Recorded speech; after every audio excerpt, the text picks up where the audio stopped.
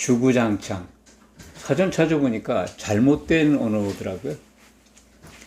주야장천이라는 말이 올바른 말이다. 주야장천. 주, 낮, 야, 밤, 장천, 밤낮. 쉴 새 없이 흐르는 긴 강이다. 장천 그러면 이제 긴 강, 하천 그걸 뜻하는 거죠. 쉴 새 없이 그냥 흐르는 강과 같이 늘 지속될 것이다. 영원히 있을 것이다. 그런 뜻이죠. 항상 늘 있을 거야. 그리고 늘 그렇게 똑같을 거야 라고 하는 뜻이죠. 주야장천. 세상도 그럴까요? 성경은 세상에 끝이 있음을 일러줍니다.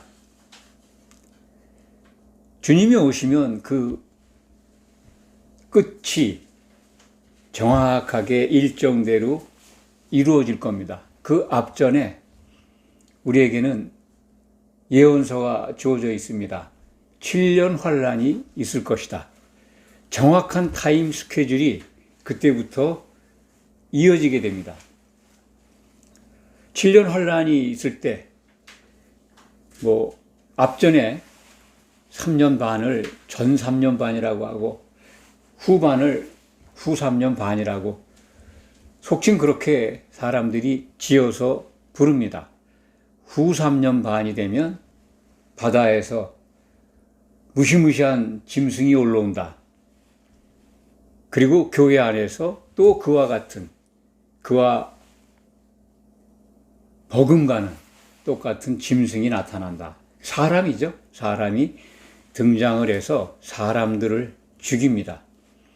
이른바 사람 사냥꾼, 교회에서 나오는 짐승은 성도 사냥꾼이라고 우리가 부를 수 있습니다. 요한계시록 13장 1절부터 18절 말씀에 다 기록되어 있습니다. 오늘은 창세기 10장 6절에서 12절 말씀입니다. 구스의 아들 니므롯이 등장합니다. 니므롯은 함의 손자죠. 함의 손자의 모습을 다른 아들들, 다른 후손들보다 좀 길게 표현하고 있습니다. 그 내용이 6절에서 12절 사이에 있습니다.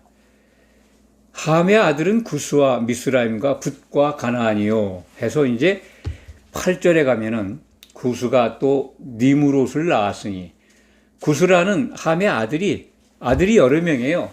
7절에 기록되어 있죠. 그런데 그들 말고 또 니므롯을 낳았다고 니므롯을 강조해서 보여주고 있습니다. 그런데 그가 세상의 첫 용사라는 겁니다. 용사라는 게 짐승 잘 잡는 용사라는 의미는 아니죠. 용사 그러면 뭡니까? 인간들 간의 싸움에서 전쟁을 잘하는, 다른 말로 사람을, 적을 많이 잘 죽이는 그런 힘센 무기를 잘 쓰는 군사라고 봐야죠. 그런데 9절 말씀이 우리를 더 긴장하게 하죠. 그가 여호와 앞에서 용감한 사냥꾼이랍니다. 여호와 앞에, 이 부분을 의역을 하면 여호와 면전에서라는 원문의 뜻을 의역을 하면 하나님께 대적했다, 이렇게 풀이를 한 적도 있고 저도 그렇게 공감했었는데, 히브리어 원문을 정확히 보니까 대적이라는 단어는 없습니다. 그렇기 때문에 여호와가 보시는 상황을 우리에게 일러주는 것 같아요. 하나님은 다 보고 계시죠? 다 보고 계신데 함은 할아버지입니다. 함은 노아 방주, 홍수 심판의 모든 내용을 아버지와 형제들과 목격한 자입니다. 하나님께서 실제로 사람들을 심판하셨다. 하나님의 존재와 하나님이 이루신 명령은 다 이루어진다는 걸 알았을 겁니다. 근데 손자대에 와서 니므롯은 그러한 여호와에 대한 정보를 알고 있으면서도 그걸 무시하고 안면몰수하고 안하무인격으로 용감한 사냥꾼이다. 용감하다는 게 뭡니까? 굉장히 힘세고 싸움 잘하는 싸움꾼이라는 거죠. 사냥꾼. 짐승 잘 잡는 사람으로 이해하지 마시기 바랍니다. 그렇게 볼 수도 있습니다만 그건 아닙니다. 하나님의 관심은 사람들에게 집중되어 있어요. 성경을 우리에게 주신 하나님의 목적을 이해하시면 이 사냥꾼은 짐승 잘 잡는 사람이 아닙니다. 인간 사냥꾼입니다. 휴먼 헌터죠. 영어로 표현하면 휴먼 헌터. 그렇게 이해하시면 정확합니다. 사람을 마구 죽였다는 겁니다. 하나님이 계시는 걸 알면서 그 여호와가 보고 계신 것, 그 지식을 알고 있으면서도 아랑곳하지 않고 무자비하게 자기 말을 안 듣는 사람들을 죽였다. 그래서 뭘 어떻게 했습니까? 용감한 사냥꾼이 돼서 나라를 어마어마하게 크게 건설합니다. 이게 최초의 니므롯 제국이죠. 역사적으로는 구바벨론으로 해석을 하고 이해합니다. 구바벨론 제국. 나중에 나타나는 이제 신바벨론, 아수르를 멸망시킨 대제국. 결국 그들이 예루살렘을 점령하죠. 성전을 파괴하고. 그건 뭐 훗날 일어난 일이고, 이때로부터 훗날 일어난 일들이고, 우리는 그걸 역사적으로 다 성경을 통해서나 세계사적으로도 알게 됩니다. 알 수 있습니다. 그런데 10절 이하의 그 나라 니므롯이 건설한 제국에 우리가 꼭 기억해야 될 거는 바벨 지역이 나옵니다. 신할 땅의 바벨. 신할 그 지역이라는 게 이제 바벨 그러면 바벨론 제국이 있었던 영역이죠. 이라크 유브라테 강 유역에서부터 이란, 페르시아 영토 있는 데까지 전역을 다 지금 니므롯이 자기 나라, 자기의 제국을 건설했다 하는 것을 알 수가 있습니다. 창세기 11장에 가면 바벨탑을 쌓죠. 바벨 지역에 탑을 쌓는데, 그러니까 니므롯이 주도해서 쌓은 거죠. 하나님께 대적하는 겁니다. 우리는 창세기 6장에서 영이 떨어져 나간 네피림이라고 하는, 영이 떨어져 나가는 참 하나님이 증오하는 그러한 인간 유형이 태어난 그런 기록을 우리는 본 적이 있습니다. 그리고 그들을 노아 홍수 때 심판하셨습니다. 쓸어버렸습니다. 짐승과 똑같은 존재들이죠. 영이 없으니까. 그런데 영을 가진 노아의 후손 가운데 그들과 비슷한 영을 가졌는데 짐승만도 못한 그런 자들이 나타나서 제국을 건설하고 사람을 죽였다 하는 것을 오늘 본문을 통해서 우리는 증언받고 있는 겁니다. 용감한 사냥꾼, 사람을 죽인 하나님 앞에서 하나님 보고 계신데 얼마나 사람들을 무자비하게 죽였으면 용감한 사냥꾼이라는 표현을 했을까요? 짐승 같은 사람이 출현했습니다. 영이 없는 존재들을 쓸어버렸는데 그와 비슷한, 아니 그보다도 못한 인간 사냥꾼의 등장, 이것에 대해서 우리에게 주신 신실한 예언서, 하나님의 말씀은 반드시 성취된다. 특히 우리에게 주신 예언은 반드시 이루어지는 겁니다. 그렇기 때문에 말씀은 신실한 겁니다. 우린 그걸 믿어야 됩니다. 진실은 매우 단순합니다. 복잡하지가 않아요. 복잡하게 뭘 설명하면 그 사람이 유식해 보이고 그것이 정확한 거고 그 사람의 노력의 흔적을 발견하게 되고 그래서 긍정적인 평가를 받게 되고 그렇게 사람들이 이해하는데요. 정말 진실은 단순합니다. 단순하면 뭔가 부족한 것 같다라고 사람들이 선입견적으로 이해하는데요. 우리에게 준 성경의 말씀 두껍습니다만 단순한 겁니다. 우리들이 그냥 이해하는데 너무 어린아이 같으니까 반복적으로 지속적으로 이런 모양 저런 모양으로 알려주시는 거지 간단하고 단순합니다.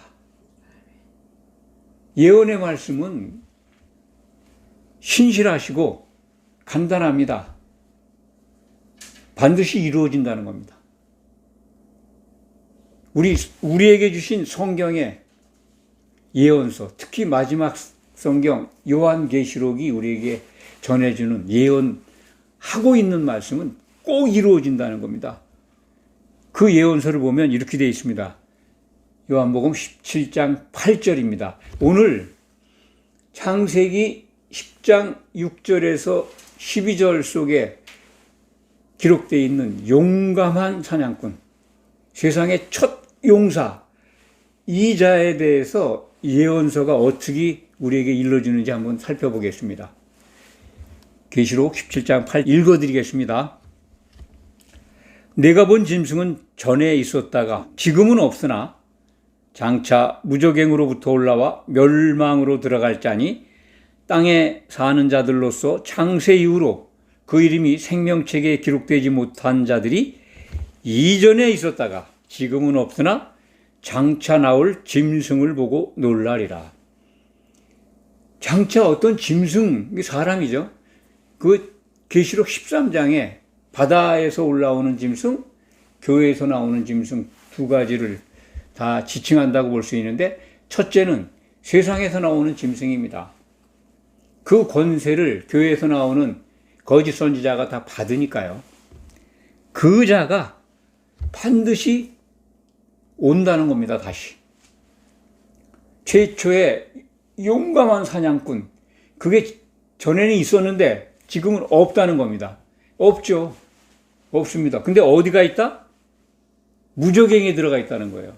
결국은 그 사람은 죽었죠. 니무롯은 죽었습니다. 죽었는데 그럼 이걸 누굴 얘기하는 걸까요?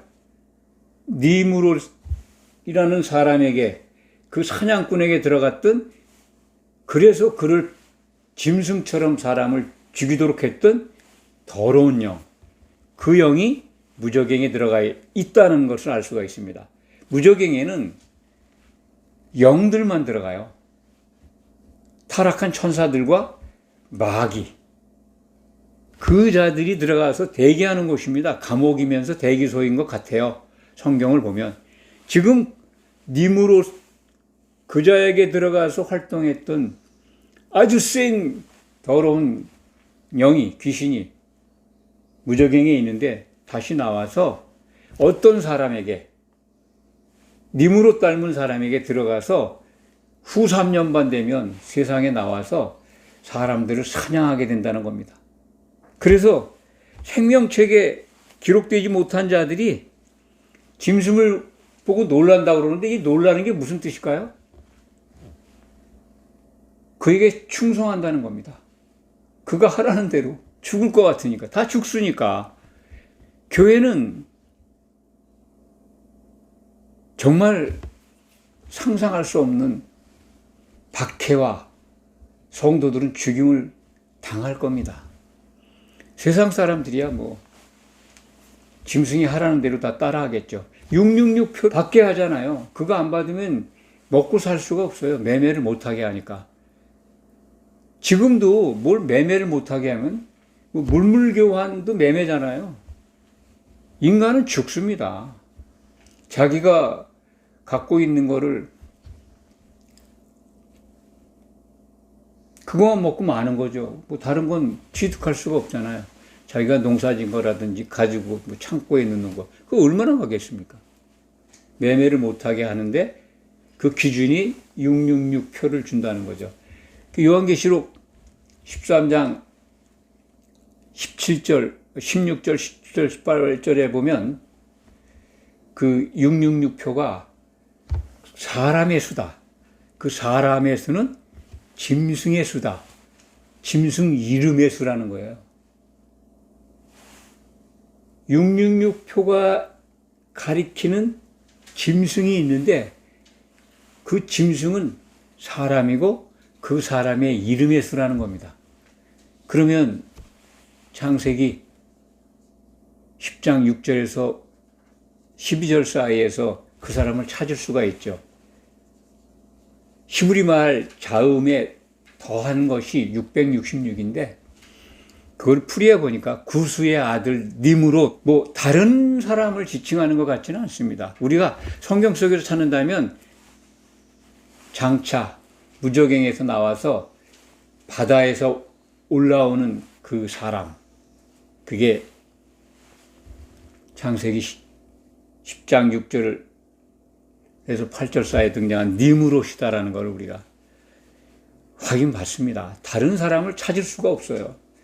뭐 이 666에 대한 해석은 참 다양합니다. 히틀러라고 부르는 사람도 있고, 그건 뭐 참고로 알아주시고요.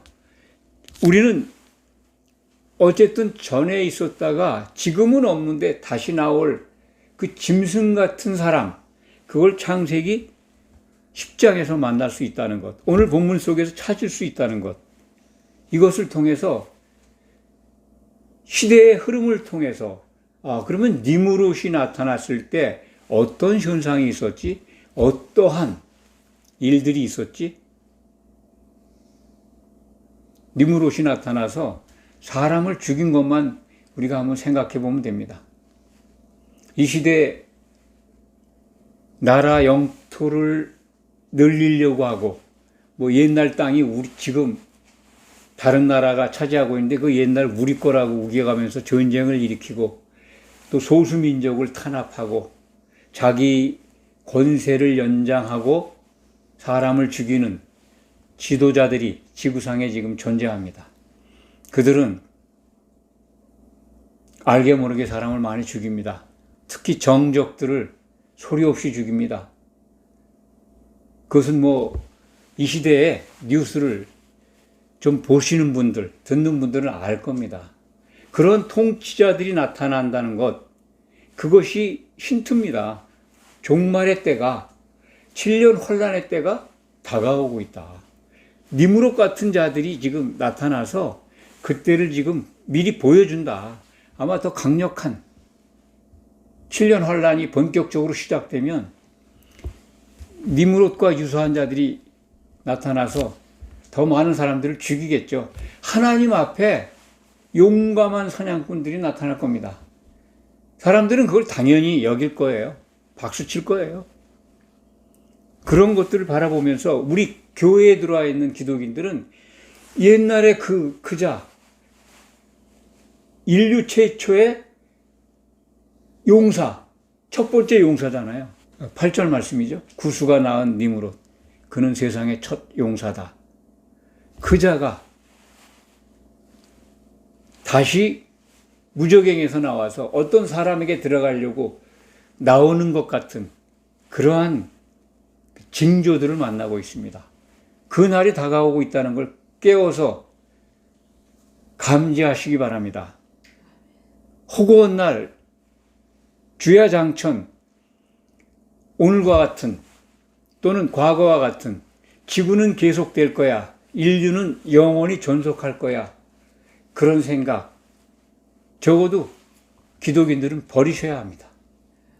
오늘 말씀을 통해서 우리는 그날을, 주님이 오시는 그날을 소망으로 삼고 어떠한 상황에서도 믿음을 지켜서 예수님께 발견되는, 그래도 하나님께 칭찬받는, 하나님의 영광을 목도하면서 찬송하는 이기는 자가 되어야 합니다.